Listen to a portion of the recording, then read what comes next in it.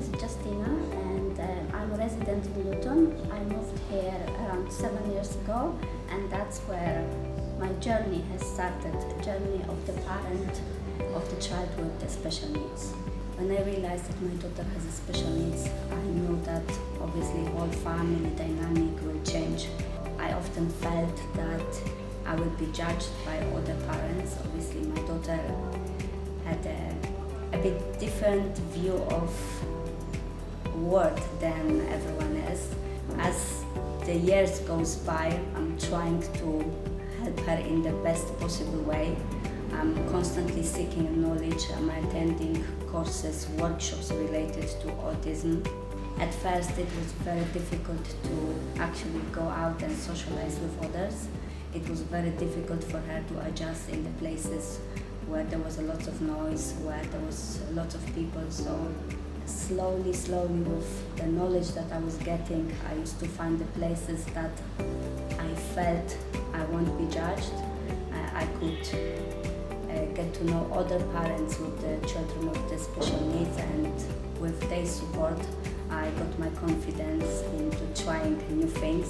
I would say that I was quite adventurous with my daughter. I tried a lot of things like horse riding, swimming. She did martial arts for some time. So I think once I had that knowledge that I have to try, if I don't try I won't know things that she likes and things that she enjoys. So there were things that she liked and she continued to do it, and there were things that she lost interest and we just stopped doing them. My name is Michael Garand. I have cerebellar ataxia. I've diagnosed for since 2012. What do I do for fun? Well, I like socialising. The way I like socialising is by going out to different events and also travelling. I go to London sometimes. I attend Headway on a Thursday. They help people with acquired brain injuries. In the mornings they have cognitive therapy. In the afternoon they do physical, like yoga and other things. I'm a member of the Luton Disabled Support Association, and we meet and talk about different aspects of how to make the disability experience in a football club better. My name is Chris Randall. I've lived in Luton most of my life, apart from a couple of years when I lived in Portsmouth. It's when the sight really first started to deteriorate.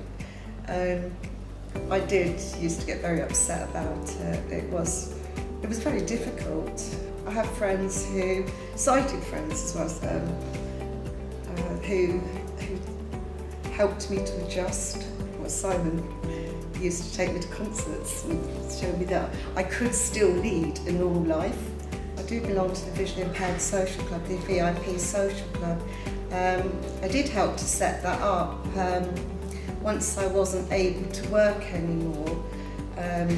Actually, my daughter had a baby at the same time, and my sight was still good enough to be able to look after him. Then when he started school at age 4, I was like, what am I going to do with myself now? But we launched the VIP Social Club, and it gave me a whole new lease of life. And through the VIP Social Club, we do a lot of activities, trips and things.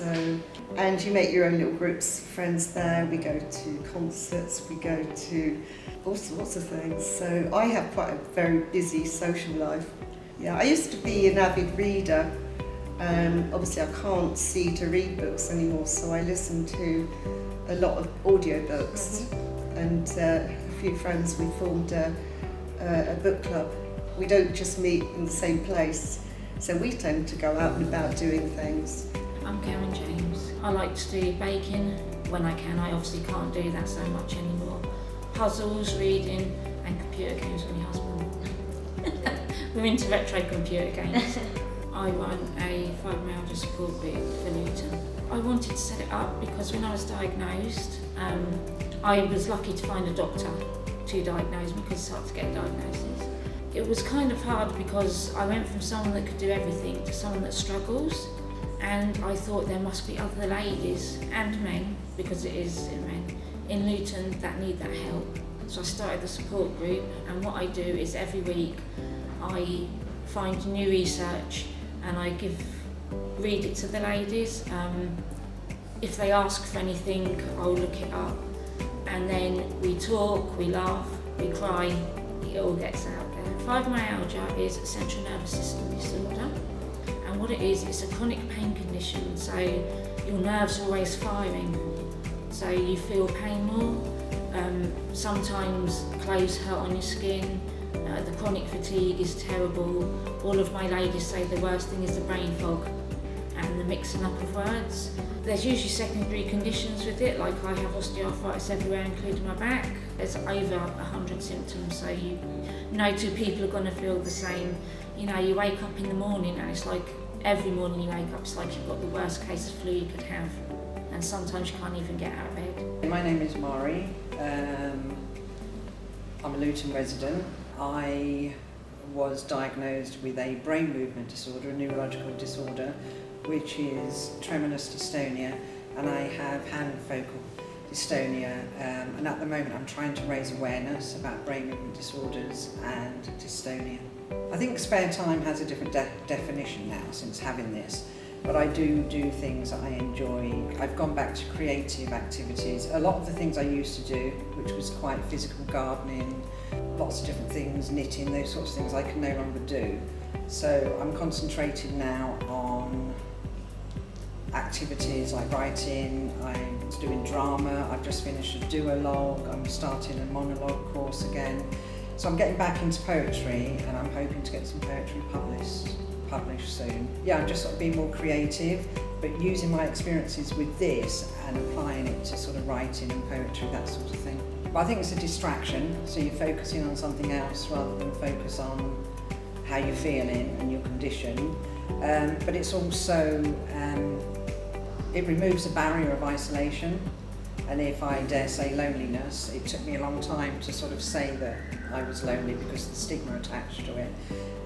But you can get very lonely and very isolated with a chronic condition.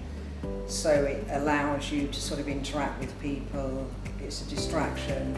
Your mental health and your well-being is a lot better when you're out with people. Hello there, my name's Teresa Rhodes, and I've lived in Luton all my life.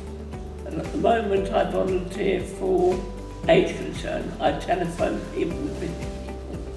But I've been involved with many different organisations over the years doing voluntary work. I love writing poetry and reading poetry, and quite often I get the inspiration to write poetry in all different settings. I also belong to a poetry group that meets on the first floor, that meets in Stockwell Park. I also belong to Toastmasters, which is a public speaking organisation that actually meets here in this hat factory. The group helps people to communicate in a more confident way. So I enjoy doing that. I like to have interested people in my life. With Toastmasters, it's helped me to become more confident in speaking in all different aspects of my life. Also, when I read or make up poems, I'm adding to my vocabulary and making poems that people will love, and hopefully they'll inspire them or comfort them. My name is Mohammed Dipto, and I'm 20 years old. If I was there, I'll spend more time with my family and spend time more for myself and more time with my friends as well. So, and technology and basically history of countries, history of stuff like that. I like to learn. That's what I do for fun and watch movies. When I'm sad or when I'm very depressed, I like to remember those things.